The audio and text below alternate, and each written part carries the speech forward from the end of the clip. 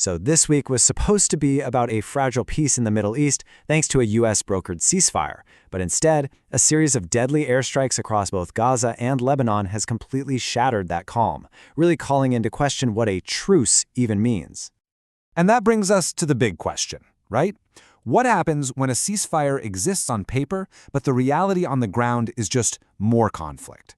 To really get a handle on this volatile situation, we need to break down exactly what just happened.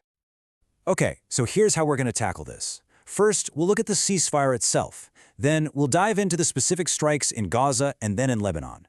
After that, we'll zoom out to see how the conflict is widening. And finally, get to the bottom of why all of this is so significant right now. All right, to really understand what's going on, we have to start with the backdrop, this fragile peace that was supposed to be in effect.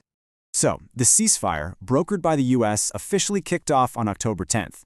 But as you can see from this timeline, the reality has been, well, completely different. In the weeks since it began, Gaza's health ministry reports that over 300 Palestinians have been killed.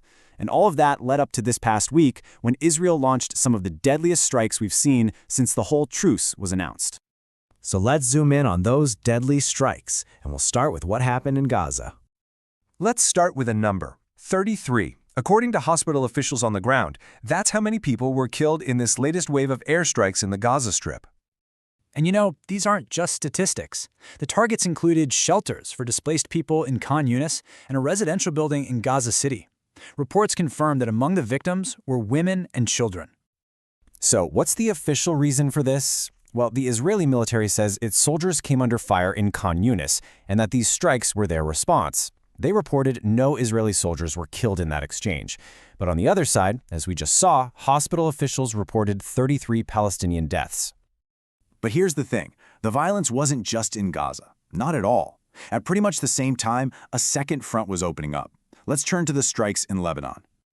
And again, we're going to start with a number, 13.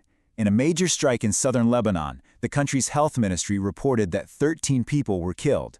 This strike hit the Ain el-Hilweh refugee camp.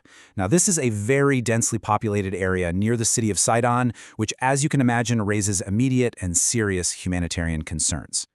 And just like in Gaza, we're seeing two very different stories about what was actually hit. The Israeli military claims the target was a Hamas training facility that was planning attacks. Hamas, on the other hand, countered that claim, saying the site that was hit was actually a playground. And this is where things get even more complicated.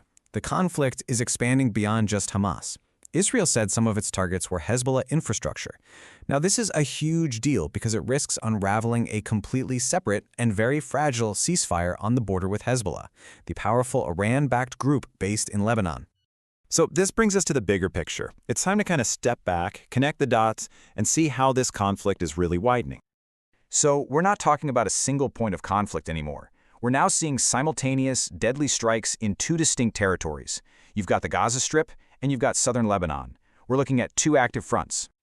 And that's really the heart of the matter, isn't it? The fact that these strikes are happening in parallel just underscores how incredibly volatile the entire region is right now. A formal truce in one area clearly isn't stopping the conflict from flaring up and spreading somewhere else. So after all that, what does this all really mean? Let's distill this down into the most important takeaways from these events. First off, the fragility of this ceasefire is, well, it's undeniable. It's just not holding. Second, by striking both Gaza and Lebanon, the risk of a much broader regional war is back on the table.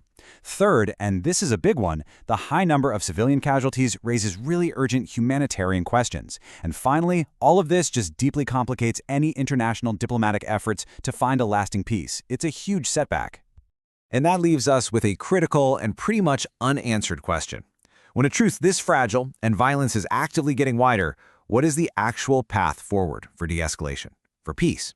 That, right now, remains the enormous challenge for everyone involved.